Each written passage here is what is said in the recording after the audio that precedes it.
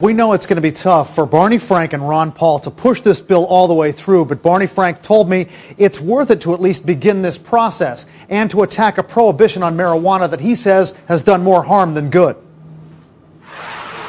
A bold new plan to end a major battle in the war on drugs. Two prominent congressmen say it's time for the feds to stop regulating marijuana. Democrat Barney Frank and Republican presidential hopeful Ron Paul are pushing a bill that would let the states make their own laws on marijuana. The states could legalize, tax, and regulate the use of pot. And the federal government would only crack down on smuggling across the national border or into states that don't legalize marijuana. Is this a legalization bill? We should not have federal laws that make the personal use of marijuana criminal, or even the growing of it. It should be criminal if a state wants to maintain its restrictions, then the federal government should honor that state's laws.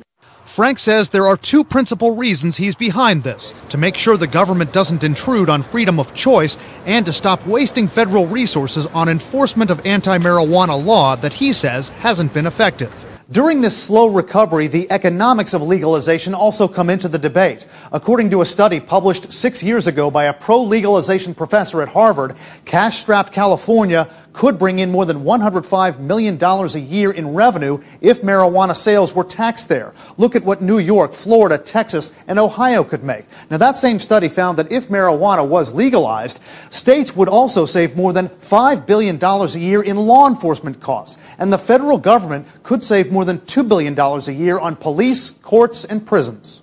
But Sue Thaw, an opponent of legalization, shoots right through those numbers. She cites a federal study which shows illegal drug use, all drugs, cost society nearly $200 billion a year in lost productivity, health care, criminal justice, and child welfare. The issue is, do we want more harmful substances more available to our youth? And I think the answer is no. I think we have enough societal problems dealing with alcohol, and we're doing a pretty poor job of dealing with that as it is.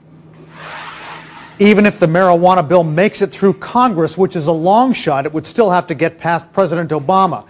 The White House tells CNN it will not comment specifically on this new bill, but it says legalization is a non-starter at the White House because research shows it's too commonly associated with treatment admissions, fatal accidents, and emergency room admissions. Wolf, the White House doesn't want any part of this right now. And recent public opinion polls show the American public still largely opposed to legalizing marijuana. It does. A CNN Opinion Research Corporation poll in April shows that 56% of respondents were opposed to legalization, 41% were in favor of it, but that gap is really a lot narrower than it was a decade ago and much, much narrower than it was 25 years ago. So the trend is toward more people favoring legalization, but still enough oppose it to make it politically maybe not too feasible right now.